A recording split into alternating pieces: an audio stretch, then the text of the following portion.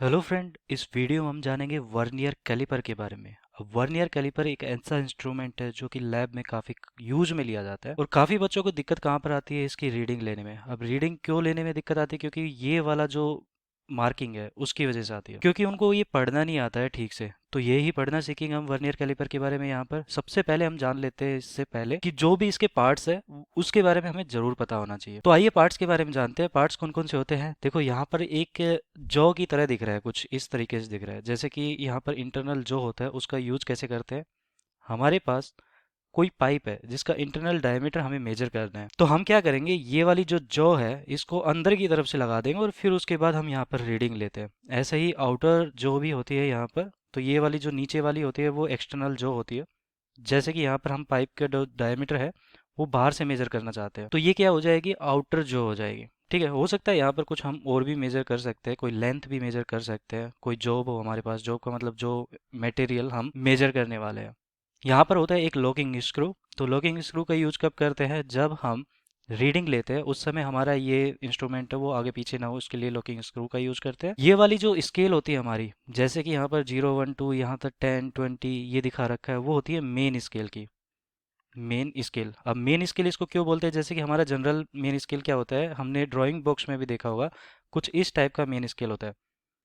तो वो ही यहाँ पर भी है। ठीक है, तो वो मार्किंग होती है, तो same to same main scale यहाँ पर भी यूज किया जा रहा है। लेकिन जो अलग यहाँ पर यूज किया जा रहा है वो किया जा रहा है वर्नियर स्केल। तो ये वर्नियर स्केल है जो कि यहाँ पर मार्किंग अलग से कर रखी है, और इसी की वजह से हम यहाँ पर मेजर भी करने वाले हैं कोई भी लेंथ वर्नियर कैलिपर की मदद से। और यहाँ पर एक ये भी होता है, इसको हम बोलते हैं डेप्थ मेजरमेंट ब्लेड।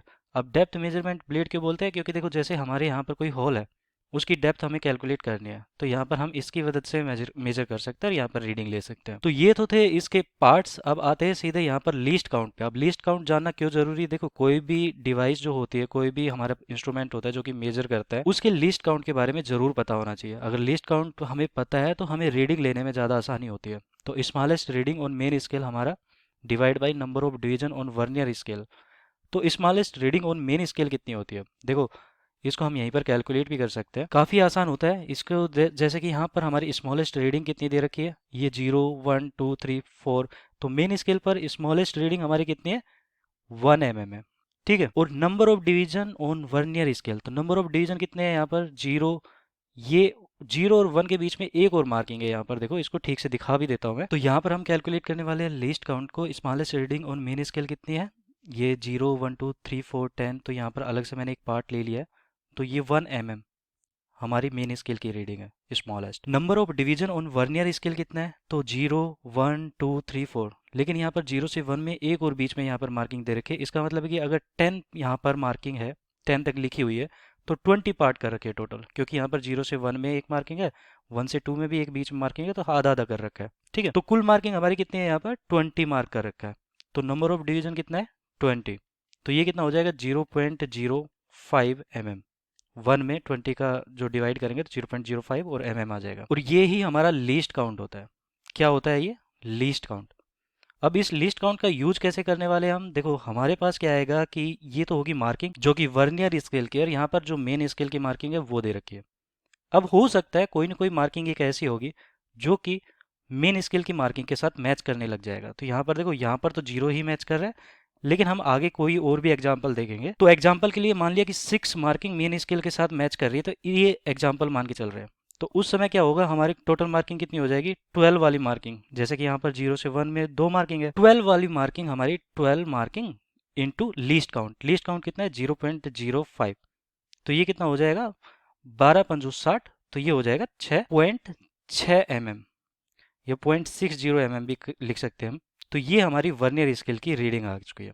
ठीक है, तो इसको प्रैक्टिकली भी समझ लेते हैं, लेकिन यहाँ पर जस्ट मैंने एक एग्जांपल करके दिखाया है ताकि हमें आसानी हो जाए। एक बार वर्नियर स्केल की रीडिंग लेने आ गई, उसके बाद तो हमारे यहाँ पर मेन स्केल की रीडिंग तो बहुत आसान होता है, और कंप्लीट रीडिंग लेना और भी आसान हो जाएगा। तो आइए स्टार्ट करते हैं, हम एनिमेशन के थ्रू देखते हैं कि इसकी रीडिंग कैसे लेते हैं। तो ये हमारे पास वर्नियर स्केल है जिसकी रीडिंग हम ले सकते हैं। यहाँ पर मैंने इसको 0 पर बिल्कुल सेट कर रखा है, और यहाँ पर रीडिंग लिखी हुई आपको दिखाई देगी। फिलहाल हम यहाँ पर ये करने वाले हैं, इसको सेट करने वाले हैं। तो सेट कर रखा है मैंने। अब हम यहाँ पर क्लिक करके आगे पीछे भी इसको कर सकते हैं और हमारी रीडिंग भी यहाँ पर लिखी आएगी डायरेक्टली। अब ये रीडिंग ऐसी क्यों लिखी आ रही है वो हम यहाँ पर समझने वाले हैं, ठीक है। तो मैंने बताया कि दो टाइप की हमारी यहाँ पर रीडिंग होने वाली है, एक तो होने वाली है मेन स्केल वाली रीडिंग और एक होने वाली है यहाँ पर वर्नियर स्केल की रीडिंग। तो मेन स्केल की रीडिंग देख लेते हैं कितनी है टोटल। तो ये 10 क्यों दिखा रहा है, क्योंकि ये 10 यहाँ पर हो गया। फिर उसके बाद ये बीच वाली मार्किंग कितनी है, देखो 10 और 20 के बीच में जितनी भी मार्किंग है, ये जीरो कितना आगे गया, तो वो देख लो यहाँ पर 9 आगे गया, क्योंकि देखो यहाँ पर है और उससे 9 से थोड़ा सा आगे है, तो 9 मार्किंग तो यहाँ पर आगे चला गया। और फिर उसके बाद हमारी ये वर्नियर वाली रीडिंग है, ठीक है। और मैंने अभी अभी बताया था वर्नियर वाली रीडिंग कैसे लेते हैं। तो टोटल मार्किंग कितनी है यहाँ पर, 5 तक तो 10 मार्किंग होगी टोटल, और उसके बाद यहाँ पर कितनी होगी 10 और 10 के बाद 11। अब 11 मार्किंग तो ये हो गई है टोटल, और 11 को मैंने 0.05 जो कि लिस्ट काउंट है हमारा, जो कि यहाँ पर लिखा हुआ भी है, 0.05 से मल्टीप्लाई किया तो कितना आया 0.55। तो इन सब का एडिशन करेंगे तो 10 प्लस का 9 19 और प्लस का 0.55 इक्वल टू 19.55। अब हो सकता है कोई दूसरी रीडिंग भी ले लेते हैं हम, यहाँ पर ये वाली ले लेते हैं अब की बार, ठीक है, 40 से ज़्यादा वाली ले लेते हैं। तो 40 तो यहाँ पर हो चुका है। उसके बाद यहाँ पर मिनी स्केल की रीडिंग देखो, इस मिनी स्केल को पढ़ना बहुत आसान है। 41 डायरेक्ट मैं कह सकता हूँ 41 से है, और 41 से थोड़ा सा आगे। अब कौन सा वाला मैच कर रहा है, 7 नंबर का यहाँ पर देखो ये दिखा रहा है, वैसे हमें देखना पड़ता है। लैब में हम जब वर्नियर कैलिपर को देखते हैं तो यहाँ पर ये ही ध्यान रखना होता है कौन सी वाली मैच कर रही है। देखो ये वाली मैच नहीं कर रही, ये वाली मैच नहीं कर रही, ऐसे चलते जाओगे तो यहाँ पर दिखेगा आपको कि 7 वाली मैच कर रही है, ठीक है। और 7 वाली जब मैच कर रही है मेन स्केल की कोई भी रीडिंग से, यहाँ पर देखो ये वाली मैच कर रही है, तो अब हमारे यहाँ पर कितने हो गया 7, 14 पार्ट हो गया और इंटू 0.05 mm, तो 14 मार्किंग है और 0.05 से मल्टीप्लाई किया तो 0.70 आ गया। तो ये 0.70 इक्वल टू यहाँ पर एडिशन करेंगे इसका तो 41.70, ये हमारी रीडिंग आ चुकी है। यहाँ पर मैं बता देता हूँ, कोई कभी कभी आपको जो वर्नियर स्केल है वहाँ पर 0.1 mm का भी लीस्ट काउंट लिखा हुआ दिखाई देता है। ऐसा क्यों दिखाई देता है, क्योंकि यहाँ पर तो देखो हमने 0 से 1 पर एक और मार्किंग कर रखी है।